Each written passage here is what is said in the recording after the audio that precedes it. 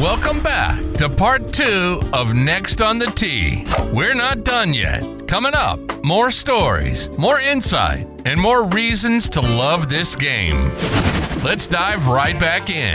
Part 2 starts now, right here on Next on the Tee, where golf legends live and your game gets better.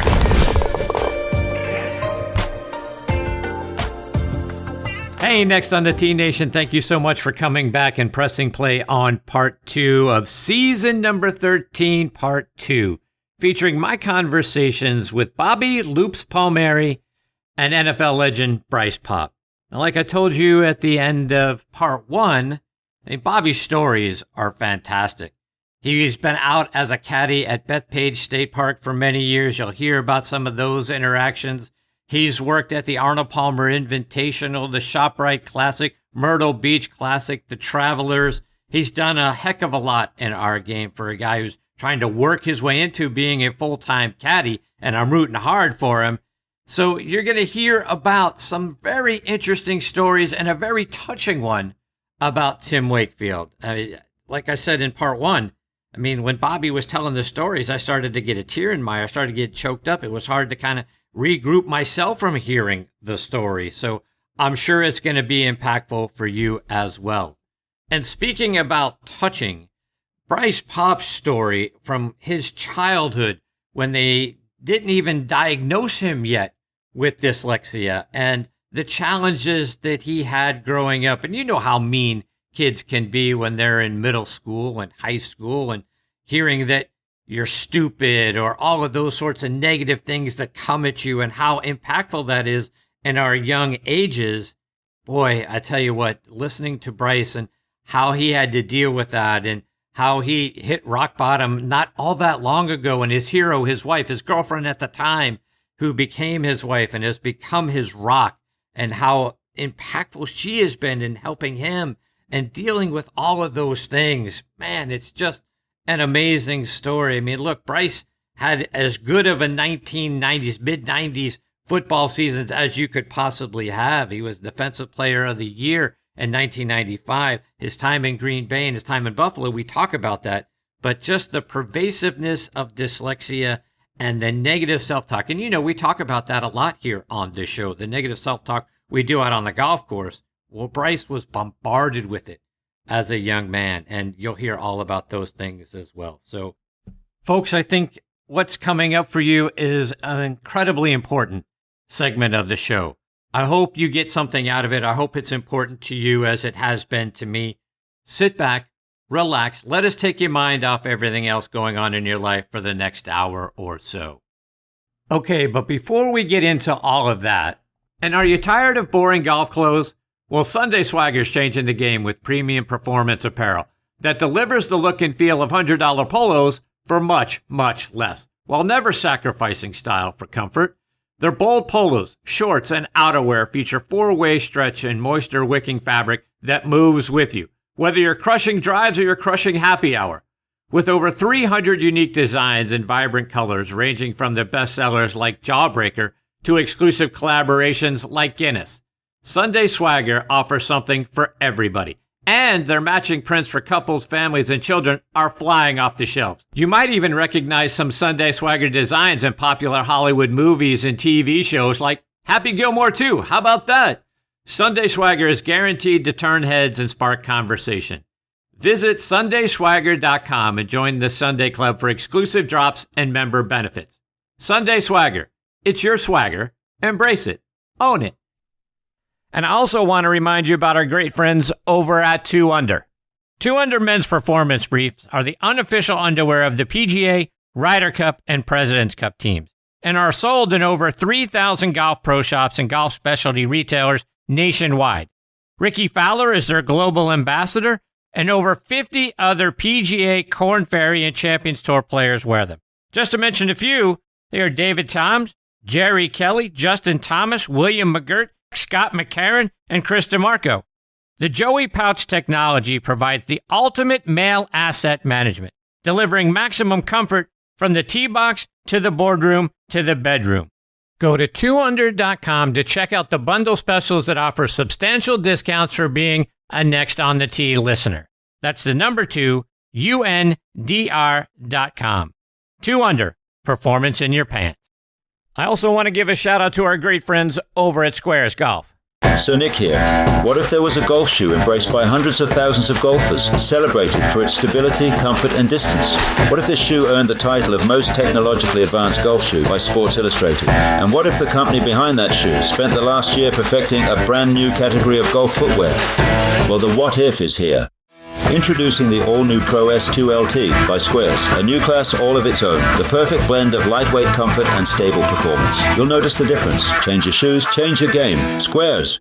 Okay, now making his Next on the Tee debut with me this week as well is Bobby Loops Palmeri. As I'm sure you've deduced, Bobby is a caddy and has been a part of so many great events over the years. He's up in New York. He's been on the bag at Bethpage. Next up for him is the LPGA Tournament of Champions down in Orlando. He'll also be working at the Arnold Palmer Invitational, the ShopRite Classic, the Myrtle Beach Classic, and the Travelers. And I couldn't be more excited that I get to spend some time with him this week right here on Next on the Tee. Hey, Bobby, thanks for coming on the show. How are you? Thank you for having me. So, Bobby, as you and I were conversing back and forth in the weeks leading up to the show, I know you got a lot of great stories, but I want to start with your time in the game. When did golf become a thing for you? You know, when I was a kid growing up, my dad was always sick from Vietnam, so we kind of always on Sundays watch golf, and it was our thing to do. And we kind of, growing up at that time, we kind of went through that whole Tiger phase, and it was definitely a bonding between me and Dad. I mean, we had baseball at the time, but golf was our thing. And my brothers got me into playing it myself, and it hooked onto me at a very young age. So when did you first start looping out at Bethpage? So basically, I've always been I'm a lifelong restaurant guy here in New York City, but I have the dream like everybody else does, and I have the golf knowledge that I feel like I can make it on tour one day. I feel like I had the knowledge of anybody else. So all through these years, what happened for me was in 2016, I went to a U.S. Open qualifier at Clutterbuck, just as a fan to follow a local name, Matt Lowe, I'm sure you heard of. He's one of the Long Island's best golfers. He made it to the sectional qualifier, and I just went there as a fan to walk around. Well, I had the pleasure of meeting a gentleman named Chuck Hardy, who was the regional director for the PGA up in Rochester. And we started talking, and Chuck's like, well, why aren't you caddying, this and that? And my timing couldn't have been any better, because only a couple months later, the PGA Head Pro Professional Championship was at Turning Stone, which is in Rochester. And he said I could get you in there. Okay, well, that was big for me. So I got in, and we were fortunate enough to make both cuts. And it was so gratifying for me to do something on that level. And I knew that I was good enough to do it. So it was a test for me. So on the way home, I actually took a train up there from New York City because I didn't want to deal with the traffic. I got a call from Chuck, and he's like, listen, Chris could not have been any more appraised of you. And I have a bag for you at the New York State Open. It's at Bethpage. Now, I live 15 minutes from Bethpage. I played the Black several times, but, I'm a 13 handicap. I could play anywhere, but it's not somewhere I run to play because, it kind of beats you up. So to make a long story short, I started caddying at North Shore Country Club, a great course in Glen Head, New York, Tom Doak redesigned. And then on Mondays, we started getting sent it over to Bethpage to do tournaments. And then before you know it, by talking myself up, I started getting on a bag every year in the New York State Open. There was it's basically between that and working basically outings on Mondays. I then started falling into place and was able to caddy there for the most part what I wanted. Two bags at once at Bethpage, 10, 12 days in a row in the summer is not easy. I bet not. No, but in my mind, I feel like I paid my dues, and I feel like it's kind of like I like to run, and I like to run in all weather. And sometimes I run when it rains, and sometimes I run when it's cold. But if I feel like you need to do things extreme sometime, to then realize every single loop I have after that, it can never be that difficult. So it's you know what I'm saying? It just to me seems like I feel like Bethpage. I feel like I got thrown right into boot camp, and obviously I passed. So it's been fun for me living so close. And recently, about last year, I had back surgery about 5 years ago. I still do outings occasionally, but the 2 bags at once is starting to wear on me. I bet. Yeah, I'm not going to lie to you. I'm not saying I can't do the job, but eventually it just becomes a little too much. So looking back at all the times that you've looped out there at Bethpage, whether it's on the black course or any of the other courses there, what are some of your favorite stories? What are some of the things you got to see? Well, unfortunately, once doing the New York Islander outing a couple years ago, I'm not the biggest hockey guy in the world, but I got hooked up with Clutterbuck. I don't know if you're familiar with him, but he is some golfer. He shot one over from the back tees at Bethpage. It was funny because obviously on the first tee at Bethpage, you generally don't walk out in advance because you could clearly see where your ball is going. You still got to keep an eye on it because you could get over your ball and not see it. That was the one thing I didn't like about the Ryder Cup that I won't get into. I don't want to see someone's drive go to the right of one on Bethpage and I can see the ball from the tee box. But anyway, Cal, he shot one. He tells me, no, just stay right here. A lot of swag, very confident. I'm like, okay, well, this guy doesn't know what he's in for. I mean, you can't show up to Bethpage Black and be cocky. Well, the second hole is a hole where you do walk out. I'm sure you're familiar with it, dog leg left. A lot of guys hit hybrids or irons, but a lot could happen. So you want your caddy to get out there at the turn. And he says to me, don't worry about it. I'm going to put the ball down the middle of the fairway. And he hits, I guess, 14 fairways that day. And over. I have had Michael Strahan before. I mean, you can't. I mean, who doesn't love Michael Strahan? And you got to realize a lot of these things were blind things. I didn't know the night before who I was getting. I never had the pleasure of having Wayne Gretzky, but Gretzky is known to show up with Bethpage Black with a baseball hat on and glasses, and no one knows it's him. And he goes out and plays, and I'm looking at these kids, and I'm like, do you have any idea who that is? So, I feel like like I said, I paid my dues at Bethpage. Strahan, always a great time. He's super generous. He's very busy, obviously, with Good Morning America, and I think he's doing $10,000 pyramid, and he's going to space, and I don't know what he's doing next. But he might be the most famous person's number I have on my phone because, unfortunately, he has texted me back, and I have caddied for him twice. So that was pretty fun. No doubt. So, Bobby, I mean, sticking with Bethpage Black, and we've all seen the famous sign that recommends that it's only for highly skilled players. And to me, I think that probably invites a lot of people to go, okay, yeah, let me see how tough it is. How many people have you warned about going out there and giving it a go on the black, only to have, like you talked about, have the course beat them up and you see them later and they look like they've been through the ringer because they went out on black and that probably wasn't the course they should have tried? Okay, the answer to your question is they are very lucky to get me for one reason. There is not a bigger fan of laying up in the world than myself. It comes from a reason that I have a 3/4 golf swing myself. So even when I do go play, except maybe the first or second hole, I can't reach those. So even, I try to tell people, now you got to realize something too. 80% of people that come to play Bethpage Black are not from this area.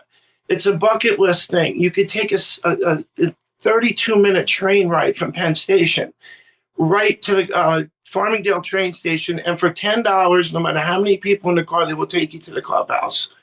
So, that part of it is priceless. You really can't put a price on the easy access for it. And what happens is people are coming there and it's a bucket list thing. So the last thing you want to do, they see the sign. They've heard about the sign. I'm not going to get you worked up. Now, I've learned over the years when I caddy for someone new, whether it's Michael Strahan or the CEO of Entenmann's, I say the same thing to them. I say, my name's Bob. I introduce myself and I say, I'm going to do two things for you. I'm going to get you yardages and rake your bunkers, and then I'm going to leave you alone. And you're going to have one of two answers for me. If you say, okay, then I understand that. I'm good enough at realizing we're going to keep the conversation at a minimum, makes it easier for me.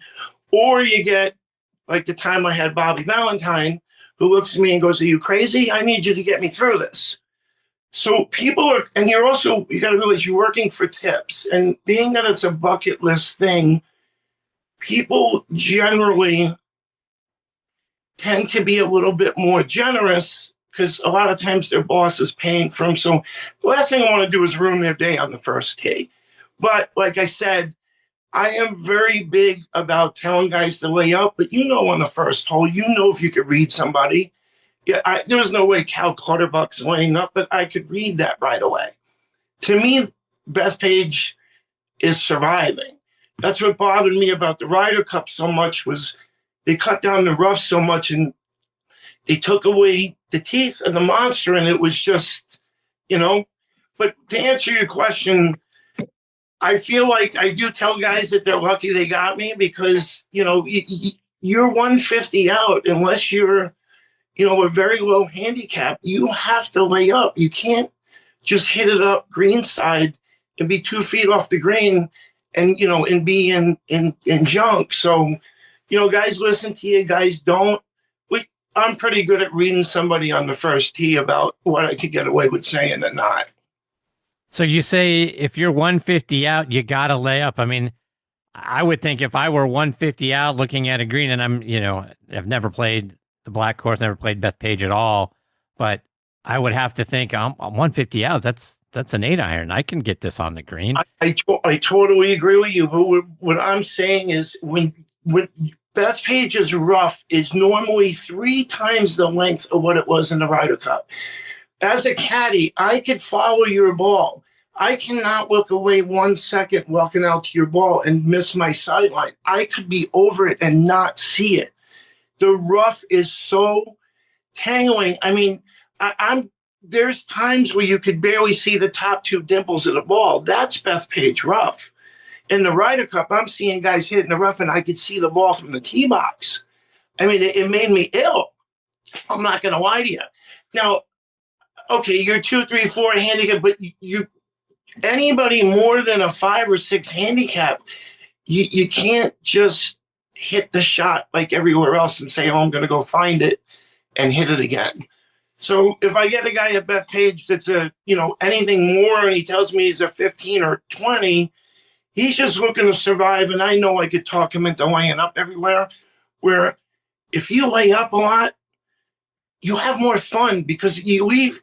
Doesn't matter where your drive goes. You chip it out. You got that same 50, 60-yard chip.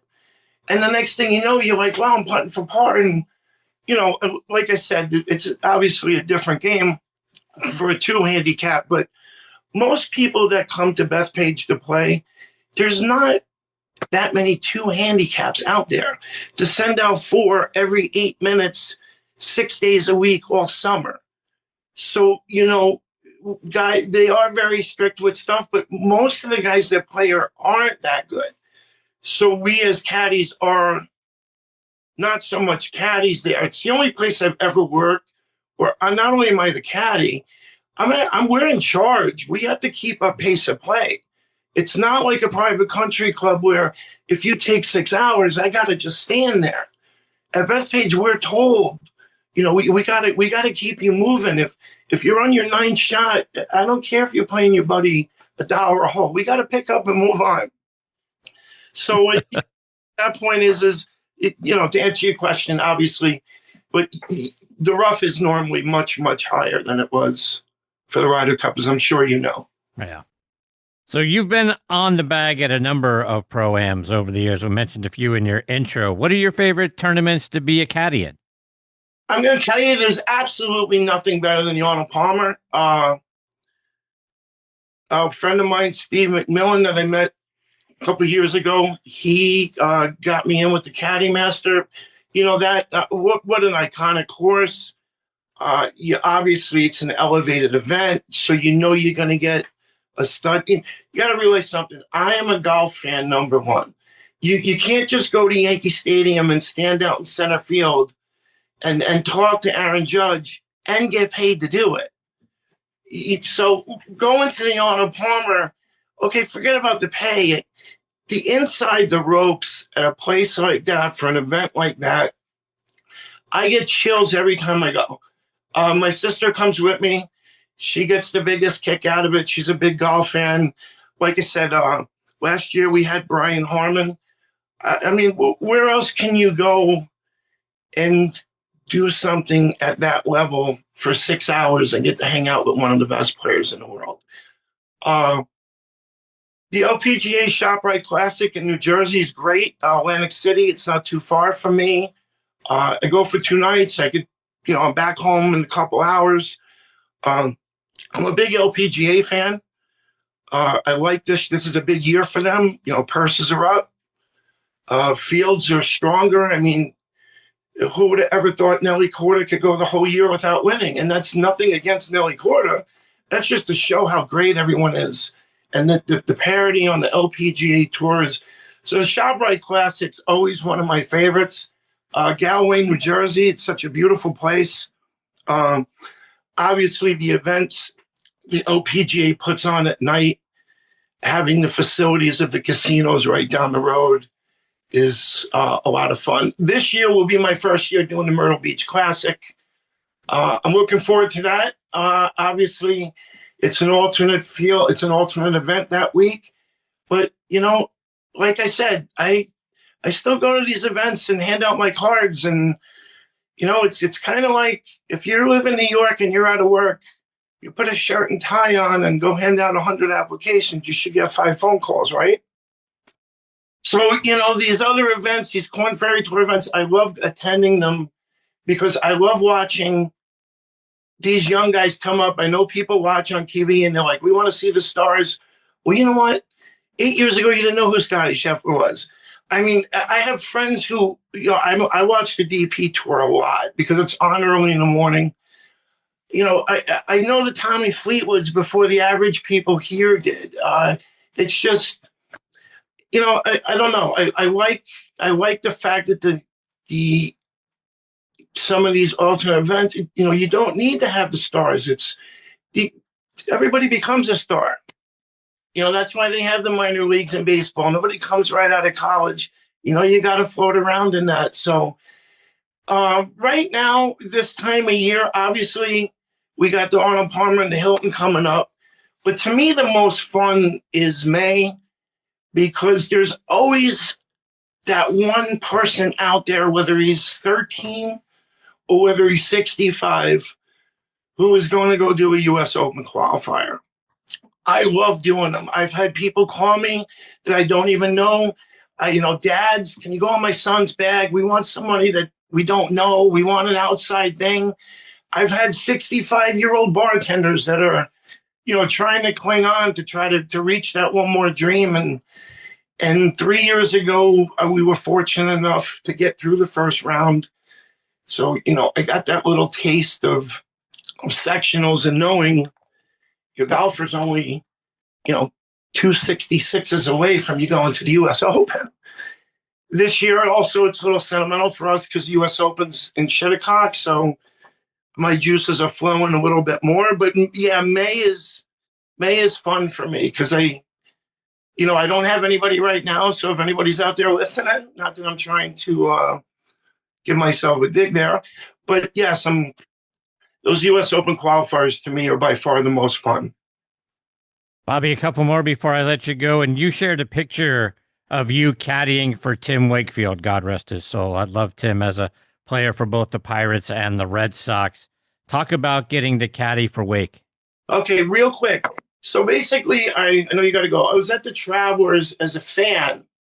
And what happened was was halfway. It was 106 degrees out. I mean, it was hot. Oh my. It was real. No, I mean, the heat index was disgusting. And in our group was Chris Berman, Doug Flutie. I was through the commissioner at the time, Jay Monahan, Tim Wakefield, and the pro was Kevin Kisner, obviously with his famous caddy Dewey Bach.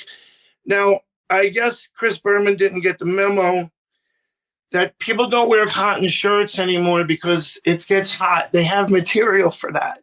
So to make a long story short, halfway through the round, Wakefield's caddy wasn't feeling good. I just happened to be there as a fan. And Wakefield's a competitor, and he loved to play in this event. He loves golf. He was good. His caddy was getting, he couldn't go any longer. And Wakefield's like, all right, I'll withdraw. I would just stand there. I was like, no. What do you mean? I got your bag. And he's like, you caddy? I'm like, yeah, let's go. And that's how I fell into it. Wow. So we go through the whole 9 holes. Him and Flutie are at each other, busting each other's chops. I'm like, this is unbelievable. So I get to do the back 9 of the Travers. We get done, and I go to leave. I'm like, I just can't believe what I just did. And Tim comes down and goes, Bobby, where you going? I said, I'm going back to New York. And he's like, no, you're not. You're coming in and having dinner. So I got to go inside and have dinner with him, Berman, Flutie, and Jay Monahan. To make a long story short, the fun part about this night was Flutie was busting Wakefield's chops about how he pitched so long in the major leagues and he could only throw the ball 60 miles an hour. And then obviously Wakefield's going back at Flutie saying, oh, how'd you play in the NFL so long? You're like 5'7". So the banter was unbelievable. I'm not going to say if anybody was drinking or not, but towards the end of dinner, Flutie says to Wakefield, I bet you if you throw me 10 pitches, I could foul 5 off. And Wakefield's like, you're out of your mind. And he goes, not only could you not foul them off, I'm not even going to let you swing. He goes, I'm going to give you a catcher's glove. And I bet you I'm going to throw you 10 pitches that you won't catch one. You'll drop all 10. Now, we all know catching a knuckleball is extremely difficult. Of course, we're like, wait a minute. So all I got to do is catch one? So we go out to the car. Wakefield hands me a spare glove, and I get to warm him up 4 pitches. And he didn't throw the 40-mile-an-hour knuckle, because to me, a knuckleball seems like this slow lobbing pitch. But the truth is it's still moving. It's not. It's still coming in at 60 miles an hour. So after 4 pitches, Flutie comes over. Sure enough, drops 1, 2, 3, drops the first 9 pitches. And Wakefield says, are you ready to double up? And Flutie, after dropping 9 knuckleballs in the parking lot, doubles up and drops the last pitch. It was, I never, I'm a huge Yankee fan. Obviously, we had our big hit off Wakefield, but I have nothing but respect for him. And I got in a car and drove home, and I could not believe what I got to do that day. And what's amazing with him, I know you got to go next month, or actually in 2 weeks, I'm sorry, at the Hilton. Kevin Millar and Lowe still play. And the thing with Wakefield's death that shocked everybody was he was playing golf with Millar a couple days a week and didn't even tell him he was sick. And then all of a sudden, he played in the Travelers Pro-Am right up until the year before, and then just all the work he did with the Wakefield Warriors and the Jimmy Fund and the Children's Hospital, and for what happened to him and then happened to his wife. They still bring his kids to the outing. Fortunately, his kids weren't toddlers when both parents passed. Sure, it's never easier, but the kids are carrying on Wake's tradition, and I'll never forget that day. That was unbelievable. No doubt. Good for you.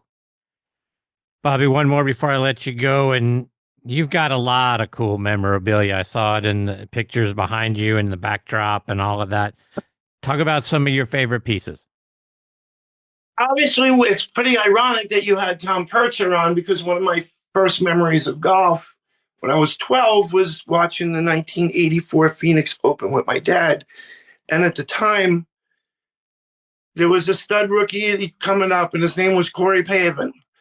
It was Purser beat out Corey by a couple shots, and then we just took a liking to Corey. And then obviously 11 years later, Corey came back and, came here and hit the famous shot on 18 and won the U.S. Open at Shinnecock. So having that piece, I actually have the flag from that day. I can't say where I got it from, but I got Corey to sign it. I'm sure the statute of limitations is over. That was 30 years ago at Shinnecock. So I'm sure I can't get blackballed. But I have, I was one of those guys 15 years ago that would go to, any golf tournament within an 8-hour drive, and I would park myself on a par 3 tee, and before you know it, we were fortunate here having the FedEx playoffs, whether it was at Bethpage or it was at Glen Oaks or Liberty National. We now have the LPGA coming to the Black. We have obviously the PGA. So, between the Baltusrol, the PGA Championships, Wingfoot, I've been fortunate. You think about being in the Northeast, but I don't. Obviously, the real golf fans know, but I don't think people realize how many great golf courses, are within 30, 40 miles of New York City. It's unbelievable. Yes. Well, Bobby, you're outstanding, my friend. I'm, as you were saying that story about Wake, and it started to kind of choke me up a little bit, because I've got a very big soft spot for Timmy, and for what he meant as a guy from Pittsburgh, for what he meant, for those early 90s Pirates teams, and a guy who also lived many years up in the Boston area and is a diehard Red Sox fan. He's meant a lot to me over my baseball life, if you will. And to hear you tell that story and knowing what he meant is unbelievable. I'm getting chills still talking about it. I still can't believe he's gone. Over it, I see Millar every year, and I don't know Millar personally, but he knows the story, and we kind of joke about it. And it's not the same without Knuckles, as we called him. But he, that day I would have never got to do any of that if I'm just a caddy. I was getting in my car to drive home, and I wasn't even a caddy that day. I was a fan. So for him to tell me to come in and eat dinner, I mean, it's something you just don't see too often, Yeah. Yeah. What a great story, and what a great man. And Bobby, it's been a huge thrill to have you come and be a part of the show. Thank you for reaching out to me over social media and introducing yourself and letting me know about some of the things that you have been a part of. Obviously, we didn't get into detail there, but you got into detail tonight. Great stories, and great getting to spend time with you as you do these things throughout this year. I hope we get the opportunity to have you back on and talk about your new experiences, maybe a little bit later on in the golf season. That would be great. And it's my pleasure to be on the show. Award-winning show, well-deserving. You are as prepared as anybody in the industry I've ever heard. Your guests are unbelievable. It was completely my pleasure. Thank you for the exposure. I appreciate it. Absolutely. Bobby, take care, my friend. All the best to you and your family. We'll catch up soon. Thank you. See you, Bobby. That is Bobby Loops Palmeri. Again, what great stories. This is one of the wonderful things that come about doing a show like this. And as you guys know, I've got a huge amount of vitamin G for gratitude for what you guys bring to this show, what you guys make this show, what my guests make this show, and for the folks to kind of reach out and say, hey, Chris, I've got this, or I've done that, or, hey, I'd love to come on to talk about this other thing. Bobby did that, and it's my great honor to have him as part of the show, and to think that he thought enough of this show to want to do it.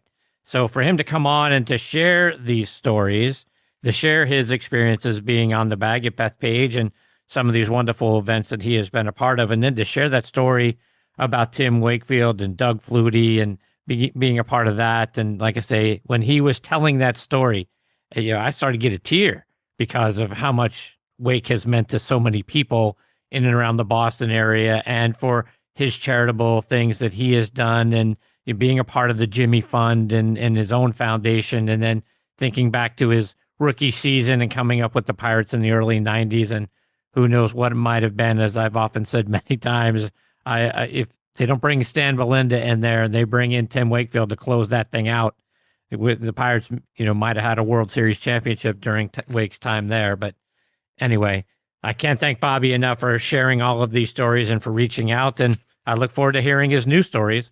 Hopefully some great things happen for him and some of the events that he gets to be a part of this spring and this summer. Okay, now making it a trio of guys making their Next on the Tee debut with me this week is NFL legend Bryce Paup. Let me give you a little bit of background on Bryce. He is from Jefferson, Iowa, but grew up in Scranton, Iowa. Played his college football at Northern Iowa, where he was a 3-year starter at inside and outside linebacker, plus defensive tackle and nose guard. He was named All-Gateway Conference and third-team All-American by the AP in 1989. In his college career, he totaled 298 tackles, 15 sacks, 2 interceptions, 6 forced fumbles, and he recovered 3, and was inducted into the Northern Iowa Hall of Fame in 2001. He was a 6th-round draft pick by the Green Bay Packers in 1990. He played 11 years in the NFL for Green Bay, Buffalo, Jacksonville, and Minnesota. And over the course of his NFL career, he played in 148 games, had 75 sacks, 444 tackles, 6 interceptions, one of which he returned for a touchdown in 1994 against Detroit and Scott Mitchell. He was selected to 4 Pro Bowls and named the 1995 NFL Defensive Player of the Year. And folks, I couldn't be more thrilled that I get to spend some time with him this week right here on Next on the Tee. Hey, Bryce, thanks for coming on the show. Yeah, thanks for having me. Bryce, we'll get into your playing career here in just a little bit, but I want to start by going back to when you were a child, because you recently posted on social media that tackling dyslexia was harder than tackling any running back. When did you learn that you were dealing with dyslexia? When were you first diagnosed with that, and what was it like for you growing up with it? Well, I didn't learn that it was dyslexia until I was like, 38 or so, something like that. Wow, really? Yeah. I was probably 35, but who's counting? That had to be a heck of a revelation for you later on in life, that the thing that you were dealing with as a kid and, all through school and stuff like that, all of a sudden now you learned what it is. What was that like when you found out that you had dyslexia? Well, the lady that tested me gave me an IQ test at the same time, and she wanted to see my transcripts, and she was like, wow. And I go, I know they aren't very good. And she goes, no, they're really good for the impairment you have. And I was like, oh, okay, cool. And then she goes, what you don't know is we gave you an IQ test at the same time, and in a lot of areas, you're in the top 2% in the world. Wow. In IQ. And I don't know, I got pissed because that's a cruel joke. I'm told I'm dumb and I'm stupid and I'm made to feel that way my whole life. Come to find out I'm not. But I knew I wasn't, but I couldn't learn like everybody else. So, it's kind of like Forrest Gump, stupid is as stupid does. So if you can't learn like this, you must be stupid. But there's things I could do that other people couldn't do. And I knew that I wasn't. It's just I couldn't prove because I couldn't learn like they did. You talk about how most people think of dyslexia as seeing words backwards, but that's just a symptom of it. Talk about what it actually is. Well, it's a problem with words, whether it is seeing words, understanding words, processing words, that's what it is. It's a very frustrating thing to have because, I had a friend. He's since passed, but in college, supposedly when he got really stressed out, when he would write a paper with his, just by hand, he would do everything right to left, bottom to top. And I was like, whoa, that's a little bizarre.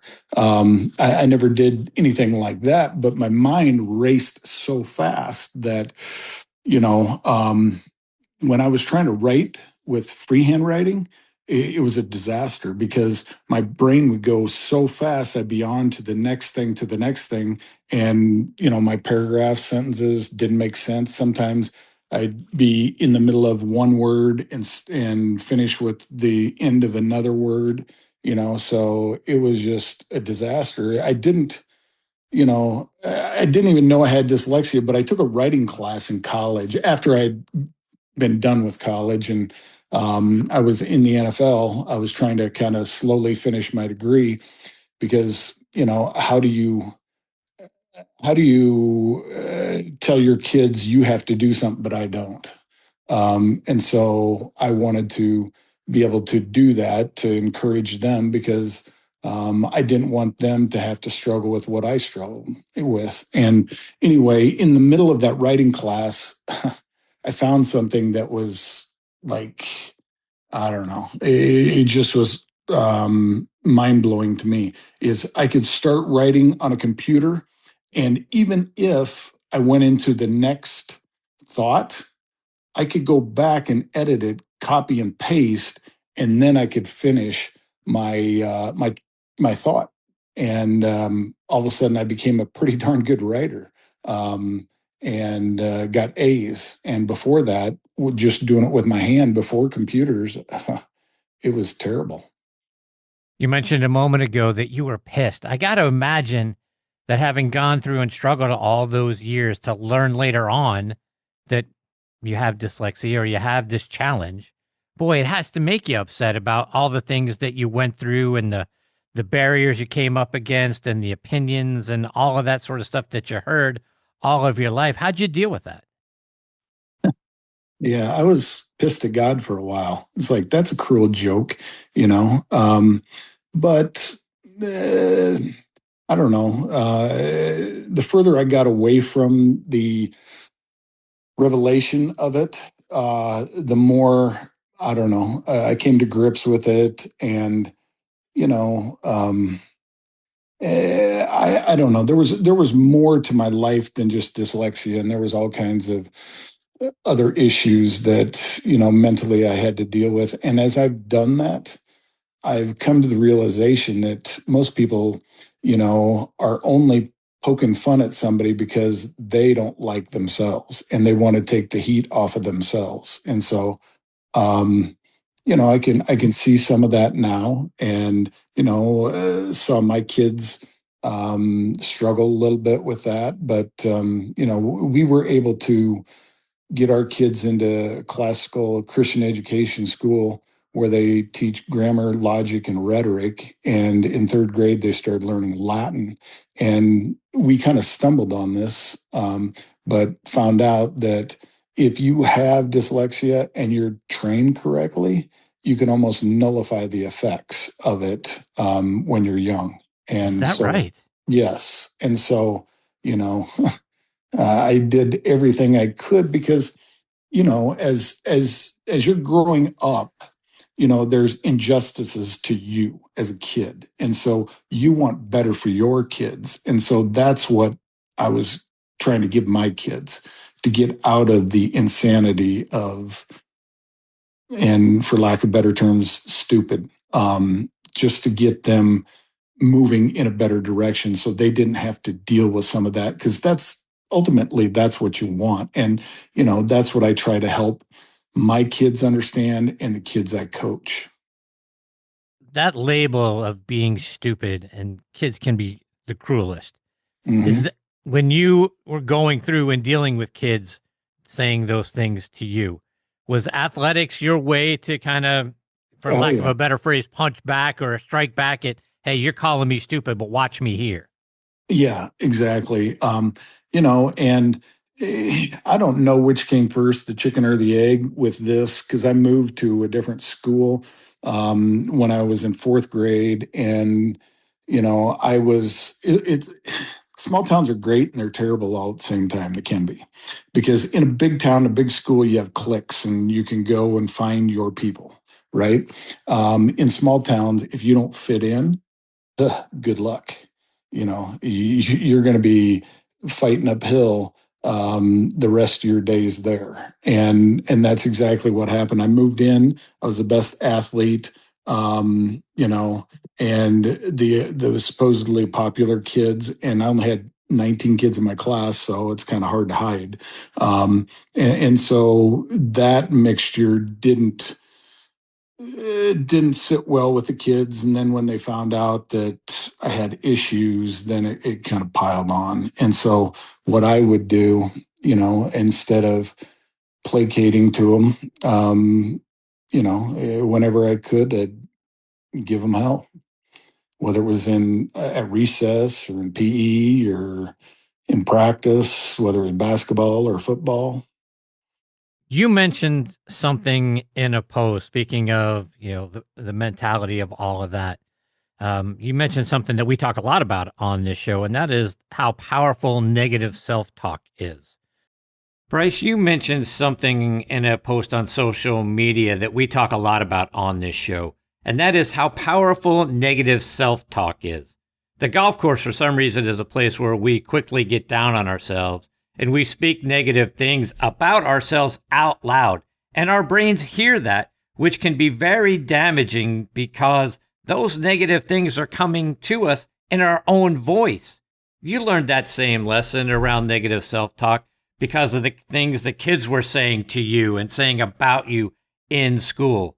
Talk about the damage that negative self-talk can do. Yeah, it can be completely destroying to a person. I haven't been able to really, to tell you the truth, enjoy life until this last year. I had all the money I need, but money doesn't make you happy. If you mentally don't see yourself in a good light, when the crap hits the fan, you're going to start speaking negative. And the Bible talks about, as a man thinketh, so is he, right? What a man dreads or fears will come upon him. And out of the overflow of the heart, the mouth speaketh.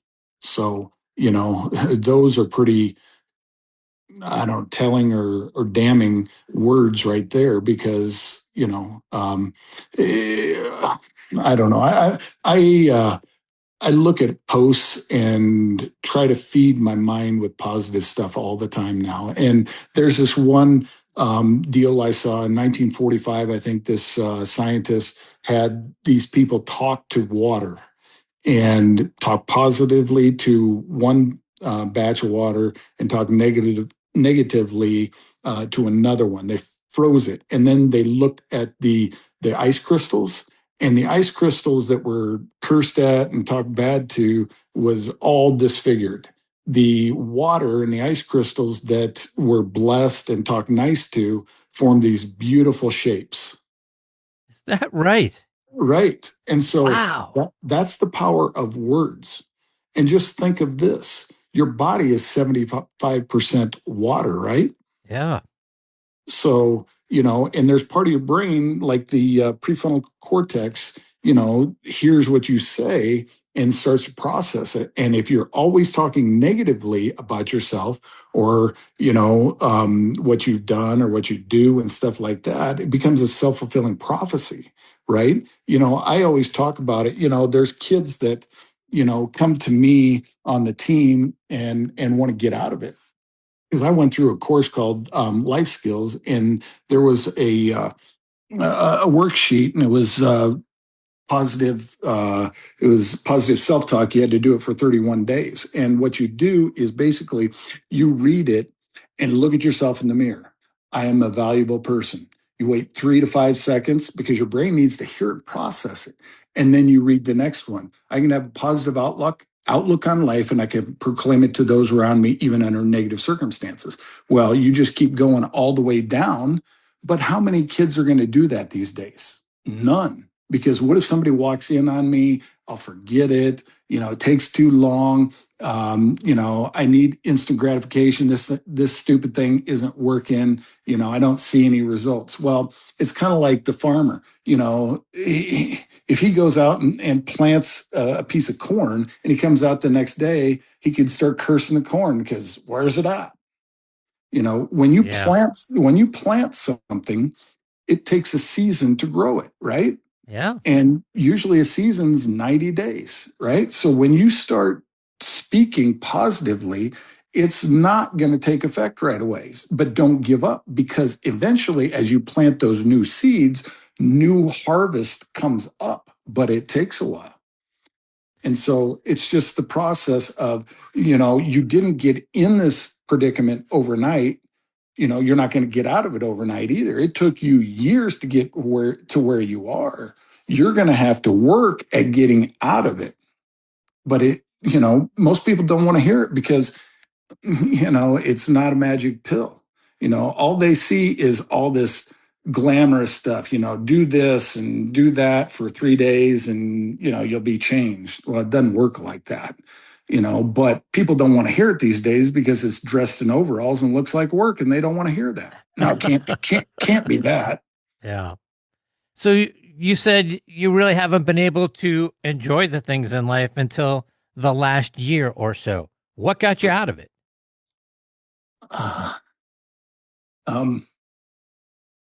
My wife found this counselor out of College Station, Texas, and it's been very, very helpful. It's, like I said, it's been life changing. But it was just my wife, her perseverance. She's kind of like a Chihuahua. Chihuahuas never let it go. I mean, they're nipping and yapping, until they get what they want or you leave or whatever. And that's what she has been like. And, it's just been a godsend, because when certain things have come up, I'll text him and say, hey, we need to talk about this in our next session. And we discuss it. And I don't know. It's just, I've gone through something like this before, but sometimes you're not ready because you haven't hit rock bottom. You're not to the end of yourself, because we are so, I don't know, we're locked into who we are, what we do, that we can't change until we hit rock bottom. And with everything that went on in the previous year, I was at rock bottom. And it was like, WTF. I don't know. My best wisdom and decisions and knowledge has gotten me to this point. I need help. Speaking of your wife and the influence that she's had over the course of your life, let's go way back to when you guys were a little bit younger. Tell everyone about how a pizza joint, your girlfriend, now wife of 30 plus years, her cheerleading friends, got an unrecruited guy from nowhere to be on scholarship at Northern Iowa, and kind of started you on this path. Yeah. So, we started dating, like June 2nd of 85. And she was going to Northern Iowa, which my grandmother actually had graduated from there in 1929. I didn't know. I was just raw and clueless as could be when I was growing up. And anyway, she went there, and they had a dome, and they actually played good football. And my college, or my high school coach my senior year, had played college football at Wayne State, Nebraska, Division III school, and he was pretty good. And so he saw me, and he helped me quite a bit and kept pushing me and to go to Iowa or Iowa State, and they just couldn't wrap their head around a kid from Scranton, Iowa, that could help them, because the start of my senior year, 9 through 12, we had 19 kids. Well, the first day of practice, one kid decided football wasn't for him. 2 kids moved away, and 1 kid broke his ankle. So we're playing 11-man football, and we have 15. And so we played the whole year. with that. Last game my senior year, we had one guy on the sideline. So if you looked over and there was somebody stand by the coach, we were good, right? and Wow. and we had a head coach and we had an assistant, but if he had something better to do, he wasn't there. So, but with 15 guys, it's not like you can't handle it. But and you practice half line all the time, and better not hurt anybody in practice either. But yeah, right. But anyway, so it got to the point where, like I said, at the end of the year, we didn't have very many people, and we actually took minibuses or a minibus to the game with cheerleaders in the front. And so who's going to want to take a chance on a kid from that place? And so after the season, there was no real takers. Morningside, which is, I believe, where Wheaties guy came from, Jenner. Oh, Bruce Jenner. Yeah, or whoever it is these days. Right. But anyway, that's where he went to school. And I was so clueless. They came in and said I was their number one recruit in the state. And I almost laughed at them, like, how would you even know who I am? But anyway, I actually went to Orange City. There's a school, Northwestern Division III school, or NAIA, not sure exactly. I went to visit there, and that wasn't for me. And then my coach decided, hey, you need to go to UNI and see, what that's like. And so I'd already been there to see my girlfriend, and I went to a game, and it was late in the season, and my girlfriend was out with her friends after a home game, and the coaches walked in, and one of her friends was a cheerleader, and she knew some of the coaches. So she walked up to the coach because she had already seen me and knew that I wanted to play football, and heard that I was good. She never even seen me play. She was just trying to get her friend's boyfriend a look, and so they took down my name and contact information. And a couple of weeks later, they had a home game. They had me up to that. They still weren't sold, and I don't blame them because I had VHS tape. I guess my coach, sent it to them, but shoot, I'd never seen that tape until, I don't know, 95 or 6. And I looked at the tape and I had a hard time figuring out who I was. So how in the heck were they going to figure that out, to know if I was any good or not? So anyway, so they, pursued me, and we talked, and they came and watched me play basketball. And I guess they saw enough that I was a decent athlete that they bid against themselves and offered me a full ride because, I don't know, God knew that I needed that, because if I didn't get a full ride or if I didn't get a scholarship, I probably wouldn't have gone to college. Wow. Bryce, like I mentioned in your intro, you were drafted in the 6th round. 6th rounders rarely make the team, let alone become Defensive Player of the Year. I've talked with some of your former NFL peers who said they wore being a late round pick like a scarlet letter. Being labeled as a late round pick stuck with them throughout their careers. It made things harder for them, even after they became starters in the league, to get the recognition that they thought they deserved. Talk about getting the attention of a coach that will pay attention to you, see your talents, recognize what you have, and getting into the lineup and making the roster, and then ultimately getting rid of that stigma. Did that impact you in your career as well? It did, yeah. Well, the first training camp, I had a double number. There was a tight end that had the same number as me. So what they thought, well, he's just a camp guy, or could be. But the one thing, that was kind of in my favor is the D coordinator had coached with my D coordinator in college. And so I had the same exact defense, word for word, terminology as what the Packers were using. And so when I came into like mini camp, the linebacker coach who was the coordinator would ask questions and I would answer them. And some of the veterans wouldn't even know the answer. And they would turn around and look at me like, who in the heck is this guy? But it gave me kind of a head start with that. And, I don't know. I guess I was so naive and young and dumb enough. When I got to Northern Iowa, I didn't know I should be intimidated. So I just ran around people. And then same thing at Green Bay, there are big guys there too.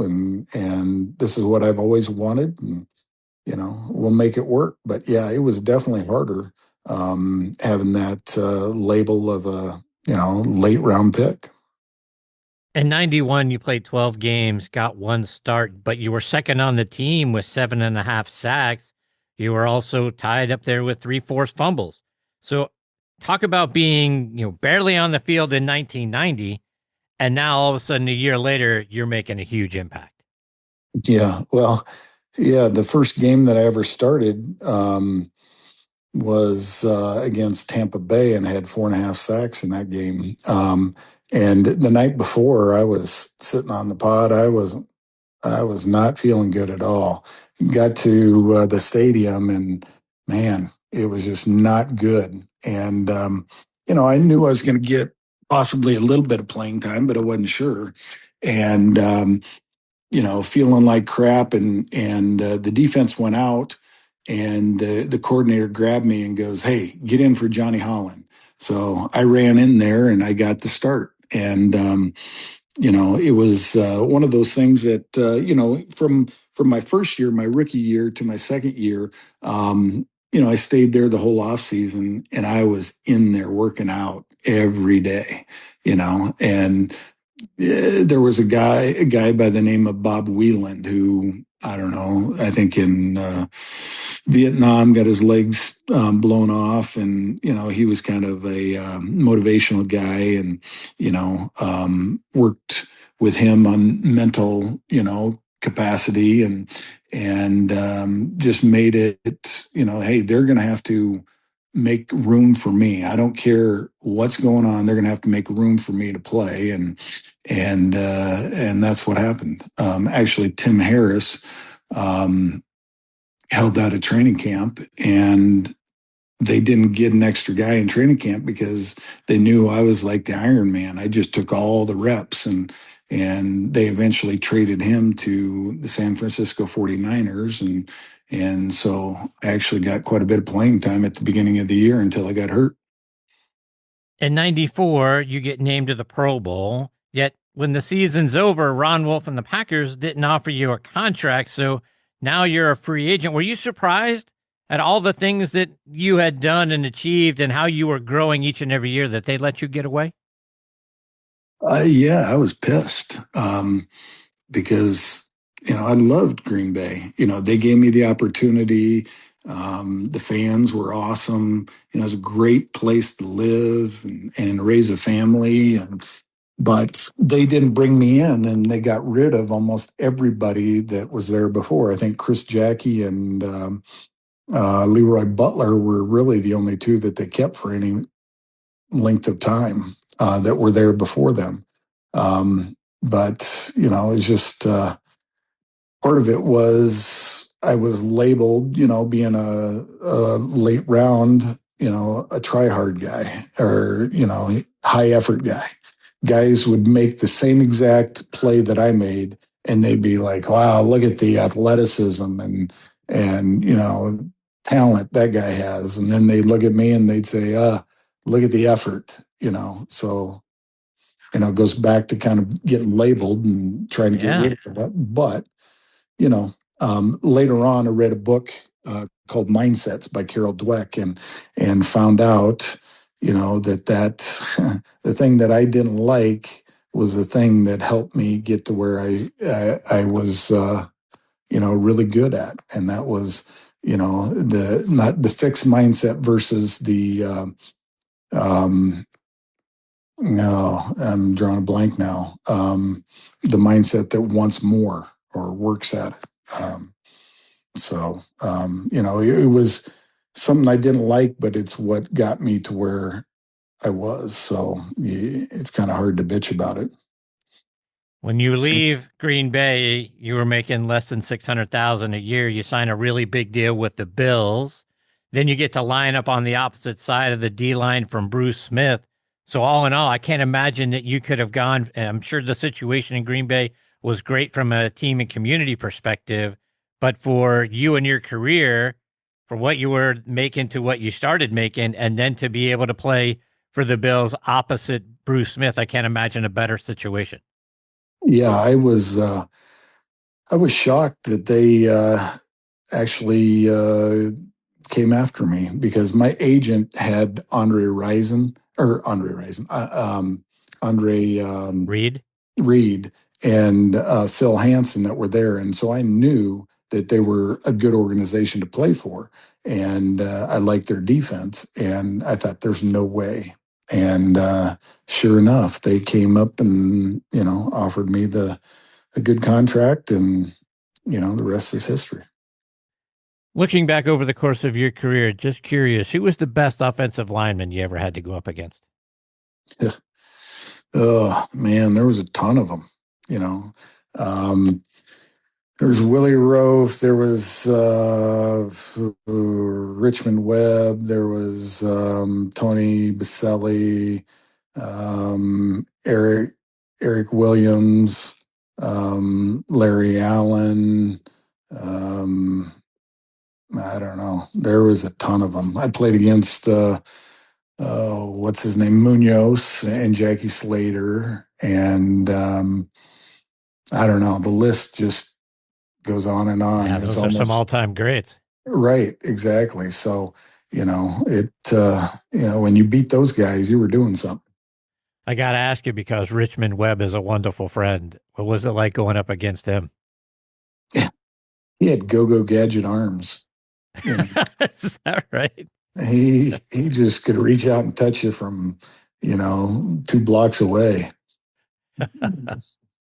But he was good. He was very good. Guys like that you like to compete against because he wasn't an ass. He wasn't chirping and talking shit. Yeah. In 1997, you wrote a book called What's Important Now. Mm-hmm. Talk about what got you to write that book and what it's about. Oh, what got me to write that book? Somebody approached me. Otherwise, I would never have done that. I had a ghostwriter, and it's about kind of surfacey because I hadn't gotten to the end of myself yet, but just about my upbringing and being, a Christian in a small town and what that was like and the importance of religion and faith in your life. When you look back at your career, do you have something, is it like the fondest memory, something you like to look back on and still brings a smile to your face when you think about it? Yeah, the Paul Justin hit brings a smile to my face. I bet it does. You're a wonderful speaker now on top of everything else. Talk about Pop's Edge and how you're out there inspiring people. Well, yeah, it's just one of those things that just kind of kept building. And I had a friend that has helped me over the years, and he's been doing it. And he got me in touch with a guy that is kind of behind the scenes and helping with that. And, it's just a chance to encourage the younger generation, to let them know that, hey, just because you see everybody's, best in social media doesn't mean that they haven't overcome a lot. Be careful when you wish for somebody else's success, because are you willing to walk a mile in their shoes? What they had to deal with to get to where they're at, because it's never just a silver spoon in their mouth. Usually the ones that have the most success in life are the ones that had to overcome the most because they've fought. You know, at the end of my life, I want God to flip on the film and say, this was what I designed you to do and how your life was supposed to look. And when he flips on the real film that I did, I want that to be as close to his as possible. And for me, I found out a long time ago that we were all put on this earth for a specific purpose. And mine was to help people get past themselves or what I had to deal with growing up. And if I can do that and still be useful, because it doesn't matter how much money you have, you still need a passion that gets you out of bed. And being able to help people get past themselves and to see the aha moment in their eyes is pretty gratifying. And that's basically why I tell my story, because if I can do it, anybody can. Bryce, one more before I let you go. And along those same lines, for kids that are listening in, or for people in their 30s, 40s that are getting through life, just like you found out about some of the things going on with you later on in life, what advice do you have for them for challenges that they're dealing with, barriers they're trying to overcome? How can they get to where you got to in the last year? Don't be afraid to let somebody in. You know, there's all kinds of people out there that are putting up their, hand, basically, keeping people out. Well, that's fine because you don't get hurt anymore, but it sucks because you don't let anybody in. You can't enjoy life. You have to be able to enjoy life. This life is so fast that if you are not careful, you blink and it's gone. And how did that happen? And, that's awesome to keep people at arm's length, but you never get to enjoy life. You're miserable because you're a hermit and, you're not going to let anybody in, but you're not going to enjoy the good parts of life too. And so I would say find somebody that is like you want to be and ask them or be around them, get to know them, and find out how they got to where they got to. Because along the way, you're going to find out that they have to deal with shit. And when you have to deal with that, you find ways to get rid of it and to, get to the next level. Because in my life, it seems like I've gotten to one step and then God will bring somebody else in my life and it takes me up the next step and the next step and the next step. But if I am afraid to let anybody in, I'm never going to make that progress and I'm going to stay stuck. And then my kids are going to have to deal with it because here's what I'll tell you. If you don't get rid of it, and the same situation, if not worse, is going to be passed down to your kids. And that has driven me more than anything to get better. If you can't do it for you, do it for your kids. That's fantastic. That is awesome. Bryce, how can our listeners stay up to date with you, whether they're doing it online or they're doing it on social media? Oh, I don't know. I'm kind of new to all this. I'm on LinkedIn. They can look at it there. I don't know because we're just starting this whole process. I'm on X or Twitter just at Bryce Paup, BrycePaup.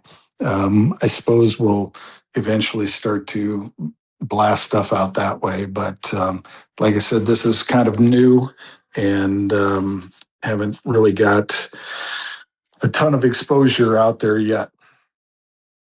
Well, Bryce, it has been a huge privilege to get to spend some time with you. I hope you'll come back, keep us updated on what's going on with you, how you're doing, and share more of your insights and stories with our listeners. You're fantastic, my friend. All right. Well, I appreciate you having me on. Take care, Bryce. All the best to you and your family. All right. Thank you. You too. Thank you. Bye. That is the great Bryce Paup, folks. Look, you want to talk about a guy who overcame a ton of barriers over the course of his early life, his college years, and then later on in life. I can only imagine what it must have been like for him in his 30s to find out all of the things that, maybe were unexplained, couldn't figure it out, didn't understand what was happening all those years. He talked about being pissed. I'd be pissed too to find out those sorts of things. Maybe I wasn't diagnosed. They should have known. They should have helped me. Maybe my life could have been different or better as a kid. But one of the things that he touched on, and I'm a strong Christian. I have a lot of strong faith that God put him in the position there, just like he talked about there at the end, to influence the lives of other people now. So he's able to go back and be an inspiration to other people kind of going through some of the things that he had to deal with. Now he's learned it. Now he can share it. Now he can make the lives of other people better. And the fact that he actually is doing that, kudos to Bryce for all of those things. And certain kudos to his wife for the influence that she had on him during their high school years. And then obviously the 30 plus years that they've been married. It sounded to me from some of the things he was saying that she's been the rock in his life and have gotten him to where he is today and gotten him through a lot of those things. So that's fantastic stuff. Bryce is great. We'll catch up with him. Hopefully we get the privilege of having him back on maybe a little bit later on in the spring or the summer. All right, my friends, it is time for me to put a bow on this first episode of season 13 of Next on the Tee. My sincere thanks go out again to Tom Pertzer, Jim Woods, Bobby Palmeri, and Bryce Paup for joining me this week. Scheduled to join me next time are our resident director of instruction, Tom Patry. He, of course, will be back. Our good friend from 93.7 The Fan up in Pittsburgh, Paul Alexander, will join me. Plus, the PGA Merchandise Show is upon us, so I'll have some interviews for you from the showroom floor of that great event. Folks, I want to thank our friends over at the Pittsburgh Tribune-Review for being such wonderful partners and hosting this show on their site. For coverage of everything going on in Western Pennsylvania, including your favorite sports, go to triblive.com. You can find this show by then clicking on the Sports section tab, and you're going to see the most recent episode front and center for you right there on the homepage of the Sports section. Or you can click on Sports and then Podcast Network. You'll see the Next on the Tee logo. If you click on that, many of the most recent episodes are available for you right there as well. But as you guys know, you can find this show pretty much anywhere you get your podcast content. We're on Good Pods, Apple Podcasts, Spotify, Amazon Music, golfnewsnet.com. Pretty much anything out there that hosts podcasts, you're going to find this show on there. Just type Next on the Tee in the search bar. You'll find us there as well.